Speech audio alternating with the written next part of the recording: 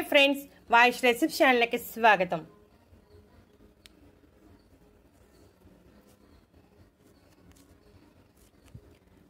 మనం సాధారణంగా మసాలా వంటల్లోనూ కూరల్లోనూ ఎండు కొబ్బరి వాడుతూనే ఉంటాం. ఎండు కొబ్బరి మంచి రుచిని అందిస్తుంది. అలాగే ఎన్నో పోషకాలు, ఎన్నో ఆరోగ్య ప్రయోజనాలు ఉంటాయి.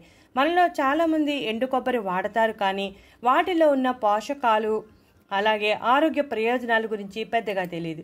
అయితే కొంతమంది మాత్రం ఎండు కొబ్బరి తింటే శరీరంలో కొవ్వు పెరుగుతుందని ఎండు కొబ్బరి తినటానికి ఇష్టపడరు.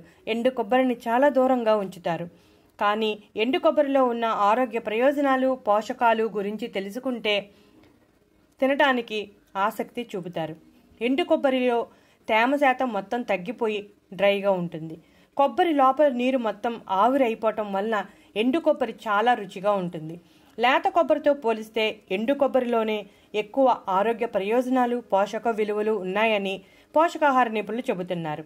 ఎండు కొబ్బరిలో fibre, vitamin E, vitamin C, vitamin బి6, riboflavin, iron, calcium, copper, manganese, సెలీనియంతో పాటు అనేక రకాల పోషకాలు ఉన్నాయి. ఎండు కొబ్బరి ప్రపంచవ్యాప్తంగా ప్రాచుర్యం పొందింది. ఎండు కొబ్బరిలో ఫైబర్ సమృద్ధిగా ఉండటం వలన గుండె ఆరోగ్యాన్ని కాపాడటమే కాకుండా గుండెకు ఎటువంటి సమస్యలు లేకుండా చేస్తుంది. మెదడు పనితీరు మెరుగుపరుస్తుంది. మెదడు చురుగ్గా ఉండాలి అంటే రోజుకి చిన్న కొబ్బరి ముక్కను తినాలి. అలాగే ఎండు కొబ్బరి తినటం వలన ఆల్జీమర్స్ వంటి వ్యాధులు రావు. వయసు పెరిగే కొద్దీ ఆల్జీమర్స్ వ్యాధులు వస్తూ ఉంటాయి. ఆల్జీమర్స్ కారణంగా జ్ఞాపక శక్తి తగ్గిపోతుంది. అటువంటి సమస్యలు రాకుండా ఉండాలంటే చిన్న ఎండు కొబ్బరి ముక్క తింటే సరిపోతుంది. అలాగే సెలీనియం, విటమిన్ సి సమృద్ధిగా ఉండటం వలన శరీరంలో రోగనిరోధక శక్తిని పెంచుతుంది. అలాగే సెలీనియం అనేది అనేక రకాల వ్యాధులను తగ్గించడంతో పాటు సెలినో ప్రోటీన్లను ఉత్పత్తి చేస్తుంది. శరీరంలో సమర్థవంతంగా పోషకాలు ఉంటే ఎటువంటి సమస్యలు, వ్యాధులను ఎదుర్కొనే శక్తిని కలిగి ఉంటుంది. ప్రస్తుతం ఉన్న పరిస్థితుల్లో కూడా శరీరంలో రోగనిరోధక వ్యవస్థ బలంగా ఉండాల్సిన అవసరం కూడా ఉంది. అలాగే రక్తహీనత సమస్య ఉన్నవారికి కూడా ఎండు కొబ్బరి మంచి పరిష్కారాన్ని చూపుతుంది. ఈ రోజుల్లో వయసుతో సంబంధం లేకుండా ప్రతి ఒక్కరూ రక్తహీనత సమస్యతో బాధపడుతున్నారు. ఐరన్ లోపం కారణంగా ఈ రక్తహీనత సమస్య అనేది వస్తుంది. ఐరన్ ఎండు కొబ్బరిలో సమృద్ధిగా ఉండటం వలన రక్తహీనత సమస్య తొలగిపోతుంది. క్యాన్సర్ ప్రమాదాలను కూడా తగ్గిస్తుంది. క్యాన్సర్ కణాలకు వ్యతిరేకంగా పోరాటం చేస్తుంది. ఎండు కొబ్బరి వాడటం వలన పెద్ద ప్రేగు క్యాన్సర్, అలాగే ప్రొస్టేట్ క్యాన్సర్ వంటివి తగ్గుతాయి. మలబద్ధకం వంటి సమస్యలను కూడా తగ్గిస్తుంది. జీర్ణ సంబంధ సమస్యలైన గ్యాస్, కడుపుబ్బరం వంటి సమస్యలను తగ్గించడంలో చాలా బాగా సహాయపడుతుంది. ఈ రోజుల్లో వయసుతో సంబంధం లేకుండా ప్రతి ఒక్కరూ కీళ్ళ నొప్పులు, మోకాళ్ళ నొప్పులతో బాధపడుతున్నారు. అలాగే కండరాల నొప్పులు వంటివి కూడా వచ్చేస్తున్నాయి. ఈ నొప్పులు రాగానే మనలో చాలా మంది పెయిన్ కిల్లర్స్ వాడేస్తూ ఉంటారు. అలా వాడటం వల్ల తాత్కాలికంగా మాత్రమే ఉపశమనం కలుగుతుంది. అలాగే వాటిని ఎక్కువగా వేసుకోవటం వలన సైడ్ ఎఫెక్ట్స్ వచ్చే అవకాశం కూడా ఉంది. కాబట్టి మనకు సహజ సిద్ధంగా దొరికే పదార్థాలతో మనం ఈ నొప్పులను తగ్గించుకోవాలి. ఈ ఎండు కొబ్బరి కీళ్ళ నొప్పులను, మోకాళ్ళ నొప్పులను, కండరాల నొప్పులను, నడు నొప్పులను తగ్గించడానికి సహాయపడటమే కాకుండా అధిక బరువు సమస్యను తగ్గించడానికి కూడా చాలా బాగా సహాయపడుతుంది. అధిక బరువు సమస్య ఉన్నవారు కూడా రోజు ఒక చిన్న ఎండు కొబ్బరి ముక్కను తింటే సరిపోతుంది. చిన్న ఎండు కొబ్బరి ముక్కను బాగా చిన్ని చిన్ని ముక్కలుగా కట్ చేసి నేతిలో వేగించి తినవచ్చు.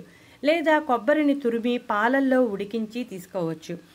పాలల్లో ఉడికించినప్పుడు కొంచెం బెల్లం కూడా వేసుకోవచ్చు. ఇక్కడ ఒక విషయాన్ని గుర్తుపెట్టుకోవాలి. డయాబెటీస్ ఉన్నవారు బెల్లం వాడకూడదు. అలాగే ఎండు కొబ్బరి కూడా చాలా లిమిట్గా తీసుకోవాలి. మీగడ తీసిన పాలను మాత్రమే ఉపయోగించాలి. పాలల్లో కూడా కాల్షియం, విటమిన్ డి సమృద్ధిగా ఉండటం వలన ఎముకలు బలంగా, ఆరోగ్యంగా ఉండేలా చేస్తుంది. ఈ కొబ్బరి పాలను ప్రతిరోజు ఉదయం కానీ సాయంత్రం కానీ తీసుకోవచ్చు. బెల్లం వేయటం వలన రక్తహీనత సమస్య కూడా తొలగిపోతుంది. మతిమరుపు వంటి సమస్యలు కూడా ఉండవు. ఇక కీళ్ళ నొప్పులు తగ్గడానికి ప్రతిరోజు ఈ విధంగా పాలను తీసుకుంటే చాలా మంచిది. ఎండు కొబ్బరిలో ఉన్న కొన్ని రసాయనాలు న్యూరో ట్రాన్స్మిటర్లతో పాటు మైలిన్ ఉత్పత్తిని ప్రోత్సహిస్తాయి. ఇవి మెదడు నుండి లేదా మెదడుకు వచ్చే విద్యుత్ సంకేతాలను మరింత సమర్థవంతంగా ప్రసారం చేయటానికి వీలు కల్పించి జ్ఞాపకశక్తి సమస్యలు లేకుండా చేస్తుంది. మహిళల్లో ఒక వయసు వచ్చాక మోకాలు నొప్పులు, కీళ్ళ నొప్పులు, అలాగే రక్తహీనత సమస్య అనేవి వస్తూ ఉంటాయి. అలాంటి వారు కూడా రోజుకు ఒక చిన్న కొబ్బరి ముక్క తిన్నా సరిపోతుంది. ఓపిక ఉన్నవారు పాలల్లో కొబ్బరి తురుము వేసి ఉడికించుకుని బెల్లం కలుపుకొని తినవచ్చు. అంత సమయం లేనివారు, అంత ఆసక్తి లేనివారు చిన్న ఎండు కొబ్బరి ముక్క తిన్నా సరిపోతుంది. అలాగే ఎండు కొబ్బరిని మితంగా తీసుకుంటే మలబద్ధకం, అల్సర్స్ వంటి జీర్ణ సంబంధ సమస్యలు ఉండవు. రక్తంలో కొలెస్ట్రాల్ స్థాయిలను తగ్గించడంలో కూడా చాలా ప్రభావవంతంగా పనిచేస్తుంది. చెడు కొలెస్ట్రాల్ తగ్గించి మంచి కొలెస్ట్రాల్ పెరిగేలా చేస్తుంది. ఎండు కొబ్బరిలో ఉండే మ్యాంగనీస్ ఐరన్ శోషణను ప్రోత్సహించి అలాగే కొలాజన్ మరియు ఎర్ర రక్త కణాల ఉత్పత్తి చేయడానికి యాంటీ ఆక్సిడెంట్గా పనిచేయటం వంటి పనులకు సహాయపడుతుంది.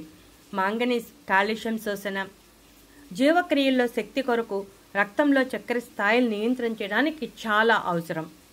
థైరాయిడ్ వంటి సమస్యలను తగ్గించడంలో కూడా చాలా ఎఫెక్టివ్గా పనిచేస్తుంది. ఎండు కొబ్బరిలో ఇన్ని ఆరోగ్య ప్రయోజనాలు ఉన్నప్పటికీ లిమిట్గా తీసుకుంటేనే ఇప్పుడు చెప్పిన అన్ని ప్రయోజనాలను పొందవచ్చు. అలాగే ఎక్కువ మోతాదులో తీసుకుంటే కొన్ని సైడ్ ఎఫెక్ట్స్ వచ్చే అవకాశం ఉంది. వాటి గురించి కూడా ఒక్కసారి తెలుసుకుందాం. ఎండు కొబ్బరిలో సంతృప్త కొవ్వులు ఎక్కువగా ఉండటం వలన అధిక బరువు, మధుమేహం, గుండెకు సంబంధించిన సమస్యలు వచ్చే అవకాశం ఉంది. అలాగే ఎండు కొబ్బరిని మార్కెట్లో కొనుగోలు చేసినప్పుడు కొన్ని బ్రాండ్స్లో ఫైబర్ అధికంగా ఉంటుంది. ఇలా ఫైబర్ అధికంగా ఉన్నప్పుడు కడుపుబ్బరం, గ్యాస్ సమస్యలు వచ్చే అవకాశం ఉంది. మరికొన్ని బ్రాండ్స్లో అదనపు చక్కెరలు, సోడియం మరియు సల్ఫేట్లు ఉంటాయి. కాబట్టి కొనుగోలు చేసేటప్పుడు చాలా జాగ్రత్తగా తీసుకుని కొనుగోలు చేయాలి. మనకి ఎండు కొబ్బరి పౌడర్ రూపంలో కాకుండా కురుడికాయలు అమ్ముతూ ఉంటారు. అలా కురుడికాయలు మనం తీసుకుని నిల్వ చేసుకోవచ్చు. వీటిని బయట ఉంచిన నిల్వ ఉంటాయి, లేదా ఫ్రిడ్జ్లో పెట్టుకునైనా నిల్వ చేసుకోవచ్చు. మనం కురుడికాయలను ముక్కలుగా కట్ చేసుకుని తినచ్చు, లేదా కోరుకుని అయినా తినవచ్చు. ఎలాగైనా వాడుకోవచ్చు. రోజు చిన్న ఎండు కొబ్బరి ముక్క తింటే మగవారిలో 38 గ్రాములు మాత్రమే తినాలి. ఆడవారు 25 గ్రాములు మాత్రమే తినాలి. మహిళలు తప్పనిసరిగా ఎండు కొబ్బరిని తింటూ ఉంటే వారిలో ఐరన్ శాతం పెరిగి రక్తహీనత సమస్య రాకుండా ఉంటుంది. రక్తహీనత సమస్య అనేది ఈ మధ్య కాలంలో చాలా ఎక్కువగా వినిపిస్తుంది. రక్తహీనత సమస్య రాగానే కంగారు పడిపోయి మందుల జోలికి వెళ్లాల్సిన అవసరం లేదు. ముందు మనం ఇంటి చిట్కాలను ఫాలో అవ్వాలి. ఆ తర్వాత సమస్య తీవ్రంగా ఉంటే అప్పుడు డాక్టర్ సూచనలు పాటిస్తూ మనం ఈ ఇంటి చిట్కాలను ఫాలో అయితే తొందరగా మనకి ఉపశమనం కలుగుతుంది. కాబట్టి ఇటువంటి ప్రయోజనాలు కలిగి ఉన్న ఆహారాలను తీసుకుంటే మన ఆరోగ్యాన్ని కాపాడుకోవచ్చు. అలాగే ఎక్కువ ఖర్చు పెట్టాల్సిన అవసరం కూడా ఉండదు. ఇటువంటి మరెన్నో ఇంట్రెస్టింగ్ టాపిక్స్ కోసం మా ఛానల్ సబ్స్క్రైబ్ చేయండి.